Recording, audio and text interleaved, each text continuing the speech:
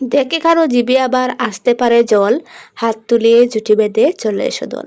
আসসালামু আলাইকুম viewers, welcome to my channel. গরমে দুপুরে বা বিকালে কিছু টকটার খেতে মন চায়, তো ভাবলাম আজকে তৈরি করে নেই জাম্বুরা মাখা। জাম্বুরাকে অনেকে বাতাবি লেবু বলে জানেন, আপনাদের অঞ্চলে এটাকে কী বলা হয় অবশ্যই আপনারা কমেন্টের মাধ্যমে জানাবেন। এখানে আমি নিয়েছি আস্ত একটা জাম্বুরা। তা প্রথমে আমি এটাকে কুষে ছাড়িয়ে নিয়েছি, তারপর এটিকে কেটে দুফালি করে টুকরো টুকরো করে প্রথমে কুয়াগুলোকে ছাড়িয়ে নিয়েছি। এখানে দেখতে পাচ্ছেন কত সুন্দর কুয়া, লাল টকটকা। এখানে আমি নিয়েছি কাঁচা লঙ্কা, শুকনো লঙ্কা এবং সাথে নিয়েছি পোড়া রসুন। তো এগুলোকে কুচি কুচি করে নিয়েছি। তারপরে জাম্বুরার মধ্যে দিয়ে দিলাম স্বাদ মতো লবণ এবং সাথে দিয়ে দিয়েছি রসুন কুচি, মরিচ কুচি এবং চিলি ফ্লেক্স। সব কিছু দিয়ে কিন্তু ভালো করে মিশিয়ে নিতে হবে। নিশ্চিত হতে হবে যে জাম্বুরার ভিতরে সমস্ত লবণ এবং মরিচ ভালোভাবে মিশে গিয়েছে।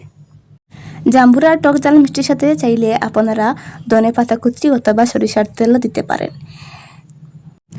এবার জিভে জল আনা জাম্বুরা মাখা পরিবেশন করুন। গরমের দুপুরে বা বিকালে এরকম জাম্বুরা মাখা খেতে অসাধারণ তৃপ্তি লাগে। থ্যাংক ইউ, আল্লাহ হাফিজ।